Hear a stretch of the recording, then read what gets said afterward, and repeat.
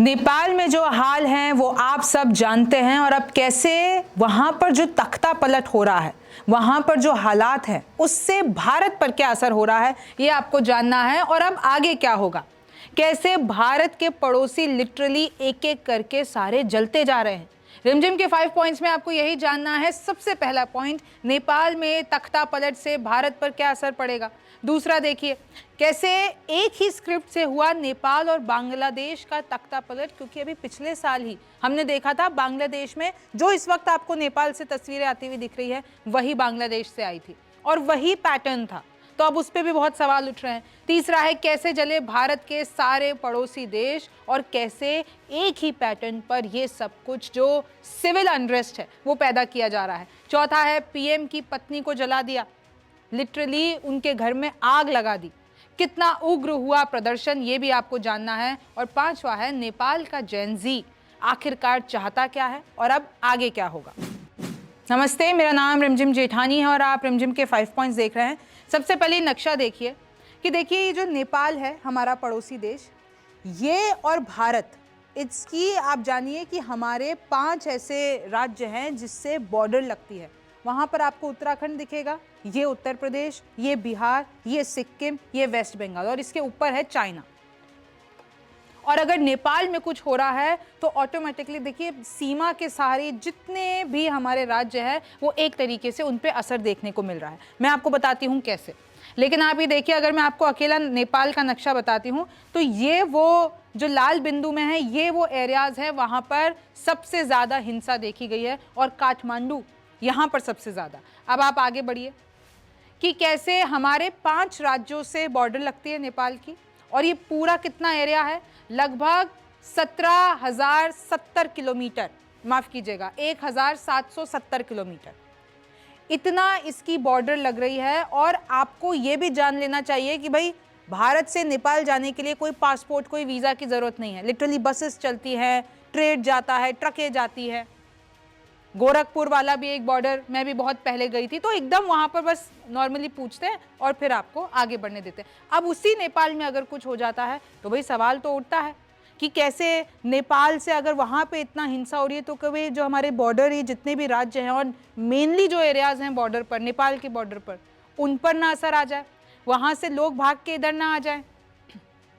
नेपाल में तख्ता पलट से भारत पर क्या असर, यूपी से लगे नेपाली जिलों में ऑलरेडी हिंसा हो रही है। यूपी नेपाल के 600 किलोमीटर बॉर्डर जो है उसमें रात भर पेट्रोलिंग चल रही है, जितने भी चेक पोस्ट हैं उनको बंद कर दिया गया है। फिर आप देखिए लखीमपुर बहराइच में बॉर्डर सील कर दिया गया है। भारत के 200 से ज़्यादा ट्रक ड्राइवर वहाँ पर फंस गए हैं और अब वो गुहार लगा रहे हैं भारत सरकार से कि भाई हमको वापस लो। और हमारी पुलिस ने भी ये कहा है, हमारी फोर्सेस ने भी ये कहा है कि हम जल्द से जल्द वहाँ पे अपने लोगों को निकालने की कोशिश करें। आप सोचिए कि जो नेपाल बॉर्डर है, जो भारत और नेपाल का बॉर्डर है, उसकी सीमा से महज 1 किलोमीटर दूर एक कैलाली जिला है। वहाँ पर धनगढ़ी शहर में पूर्व पीएम देउबा के घर को जला दिया जाता है।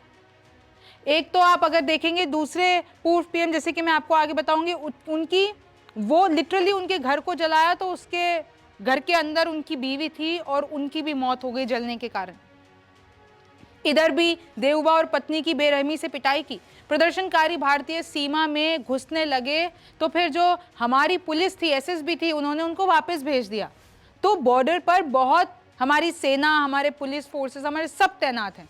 गोरखपुर में रोडवेज डिपो से नेपाल के सोनोली बॉर्डर पर बसें जाती हैं, अब उनको रोक दिया गया है। तो देखिए इस तरीके से बहुत जुड़ाव है, इंडिया और नेपाल के बीच बहुत अच्छा कनेक्शन रहा है पहले भी, और कहीं ना कहीं ट्रेड के मामले में, सामान के मामले में लोग इधर से उधर जाते हैं। अब देखिए एक ही स्क्रिप्ट पे कैसे हुआ नेपाल बांग्लादेश का तख्ता पलट। आप देखिए कि पिछले साल ही तस्वीरें आई थी कि कैसे बांग्लादेश में नौजवानों और छात्रों ने मोर्चा संभाला, शेख हसीना के घर घुस गए, फिर उनको जो है भागना पड़ा और फिर उन्होंने भारत में शरण ली। और इधर भी अभी यही हुआ, नेपाल में नौजवानों और छात्रों जेन जी प्रदर्शन। दूसरा देखिए आवाज दबाने का आरोप बना आंदोलन की वजह, इधर सोशल मीडिया, अभिव्यक्ति की आज़ादी, भ्रष्टाचार, नौकरी ना मिलना, बेरोजगारी, ये सब कुछ कारण बना। और बांग्लादेश में भी सेम था। तो मैं आपको सिमिलैरिटीज बता रही हूँ, बांग्लादेश में जो हुआ और नेपाल में जो हो रहा है सेम स्क्रिप्ट पर चल रहा है। प्रदर्शन में हुई मौतें, गुस्सा और बढ़ा।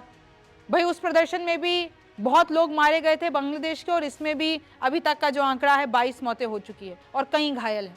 मंत्रियों के घर और सरकारी इमारतें बनी निशाना। सबसे पहले ये जाके संसद, सुप्रीम कोर्ट, मंत्रियों के घर, प्रधानमंत्री के घर, राष्ट्रपति के घर। आपने देखी है ना तस्वीरें किस तरीके से बांग्लादेश में भी हुआ, अभी भी यही हो रहा है। फिर बीच में लूटपाट, सामान लूट के ले जाते हैं। और उधर बांग्लादेश में भी यही हुआ, प्रधानमंत्री को इस्तीफा देना पड़ा और फिर सेना ने कमान संभाली, सेना का रोल आया। और इधर भी अभी यही हुआ, नेपाल इस वक्त सेना के कंट्रोल में है। जैसे ही वहां पर अब पूरी सरकार का इस्तीफा हो चुका है और लिटरली मंत्रियों को दौड़ा दौड़ा कर पीटा गया है। अब आपको यह भी जानना है कि भारत के जितने भी पड़ोसी मुल्क हैं, अभी रिसेंट की बात कर लेते हैं, 5 सालों में भारत के 5 पड़ोसी देश ऐसी ही हिंसा में जल चुके हैं। बांग्लादेश, पाकिस्तान, म्यांमार, श्रीलंका, नेपाल, इन सब को आप मिला लेते हैं। और अगर मैं आपको एक एक करके बताती हूँ, श्रीलंका में याद कीजिए 2022 में आर्थिक संकट आया था, राजपक्षे परिवार को भागना पड़ा था, यूथ पूरी की पूरी उनके घर में, प्रेसिडेंट आवास में घुस गई थी, उन लोगों ने लूटपाट मचा दी थी, सड़कों पर थे, फिर सेना आई थी। फिर पाकिस्तान में अप्रैल 2022 में इमरान सरकार का तख्ता पलट आप लोगों ने देखा। म्यांमार में 2021 में सेना ने किया तख्ता पलट, 6000 मौतें हुई थी। अफगानिस्तान में 2021 में तालिबान लौटा था, उसमें कितना खून खराबा हुआ था उस वक्त। बांग्लादेश में 2024 में गिरी हसीना सरकार, उसकी मैंने आपको बात बता दी है। मालदीव भी चीन के कर्ज में डूबा हुआ है। ये कहीं ना कहीं ये कहा जा रहा है विदेशी कनेक्शन। कहीं ये छात्रों को भड़का के, आपको पता है नेपाल में क्या हुआ, छात्रों को लिटरली बोला गया कि आप यूनिफॉर्म में आइए, आके प्रदर्शन कीजिए। और हर जगह आप देखेंगे इस पे से जेन ज़ी, वी डिड इट, हमारी जो मांगे थी, हमने एक आंदोलन ला दिया, हमने क्रांतिकारी स्टेप उठाया है, इस तरीके की चीजें। यानी छात्र से वो पूरा का पूरा आंदोलन शुरू होता है और पूरा देश बदल जाता है। मालदीव, अच्छा इसमें कैसे, मैं आपको बता रही थी कि चीन का कनेक्शन सामने आया, कहीं इसके पीछे चीन तो नहीं। और नेपाल में भी पहले अमेरिका का दबाव था, फिर जब से प्रधानमंत्री ओली आए थे, केपी ओली, तब से चीन का प्रभाव था। तो ये लोग पिस गए हैं अमेरिका और नेपाल के बीच में, अब इनको चेंज चाहिए था। तो ये लोग इस चीज की बहुत टाइम से तैयारी कर रहे थे कि सिर्फ सोशल मीडिया बैन होना सिर्फ अकेला कारण नहीं था, ये लोग तो भ्रष्टाचार के लिए आए थे, भ्रष्टाचार के खिलाफ आए थे। पूर्व पीएम झलनाथ की पत्नी को जला दिया, वो तस्वीरें मैं आपको नहीं दिखा सकती हूँ, बहुत सेंसिटिव तस्वीरें हैं। प्रधानमंत्री ओली हेलीकॉप्टर से भागते नजर आए, और कुछ तो ऐसे विजुअल सामने आ रहे हैं कि लिटरली मंत्री जो हैं, कुछ वो जो लीडरशिप जितनी भी सरकार के जितने भी हैं, तो कुछ तो हेलीकॉप्टर आता है ना, वो कुछ सामग्री देके जाता है और फिर वापस तो उस पर लटक गए हैं। अभी आपको आगे तस्वीर दिखाऊंगी, मंत्रियों पर सड़कों पर दौड़ा दौड़ा कर पीटा गया है, वित्त मंत्री को छाती पे लात मारी गई, खूना खून कर दिया गया, हेलीकॉप्टर से लटक कर भाग रहे हैं माननीय। नेपाल अब सेना के कंट्रोल में है, हिंसा जारी है। सिर्फ ये सोशल मीडिया तो बैन, वो तो बहाल कर दिया था अगले ही दिन, लेकिन अब इनको जो पूरी की पूरी सत्ता बदलनी थी, इनको जो चेंज चाहिए था, अभी भी हिंसा जारी है। सेना ने हालांकि 27 उपद्रवियों को पकड़ा भी है, सेना कोशिश कर रही है कि कंट्रोल करने की कोशिश करे। तोड़फोड़, अराजकता, लूटपाट, आगजनी और जान माल को नुकसान। आप सोचिए कि कैसे अब ये पूरा का पूरा ये जो प्रोटेस्ट है, उसकी आड़ में तोड़फोड़ हो रही है, अराजकता फैलाई जा रही है, लूटपाट मचा रखी है, आगजनी हो रही है। वो कैदियों को छुड़वा ले गए, और जो वहाँ के जेन ज़ी और जो मेन संगठन है, वो कह रहे हैं कि भाई हमारा प्रोटेस्ट है, लेकिन कुछ लोग, कुछ ऐसे एलिमेंट्स हैं जो कि इसको बिगाड़ने की कोशिश कर रहे हैं, हम लोग इतनी हिंसा नहीं कर रहे हैं। अच्छा, एक गोली चलाने वाले एक डीएम थे जिन्होंने बोला था, आदेश दिया था गोली चला दो, उनको पीट पीट कर मार डाला, कैदी भाग गए, सुप्रीम कोर्ट जला दिया, 25,000 फाइलें वहां पर खाक हो गई। सोचिए किस लेवल का नेपाल का ये पूरा का पूरा प्रदर्शन, पूरा हिंसा पहुंच चुका है। लेकिन ये नेपाल का जेन ज़ी आखिर चाहता क्या है? ये लोग बहुत टाइम से, देखिए पहले नेपाल में राजशाही चलती थी, फिर उसके बाद से लोकतंत्र आया, लेकिन फिर भी लोगों ने बहुत ज़्यादा रिटेलिएट किया कि हमको नहीं चाहिए।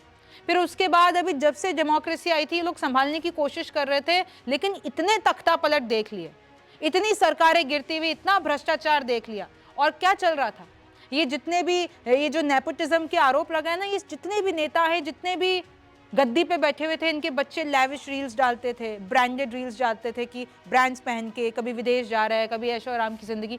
और कॉन्ट्रेरी टू दिस, नेपाल के जो लोग हैं वो गरीबी में मर रहे थे और यही जेन ज़ी से बर्दाश्त नहीं हुआ। ये जो इतनी उथल फुथल थी, ये जो इम्बैलेंस था, उसके खिलाफ उन लोगों ने आवाज उठाई और आज ये कर दिया। देखिए नेपाल में 2008 तक राजशाही रही, करीब 250 साल तक राजशाही रही। नेपाल में बालेन शाह समेत 3 लोग पीएम पद के दावेदार हैं, क्योंकि जितने भी लीडरशिप थे वो तो सारे अब निकल लिए, वो तो सब भाग भाग के चले गए।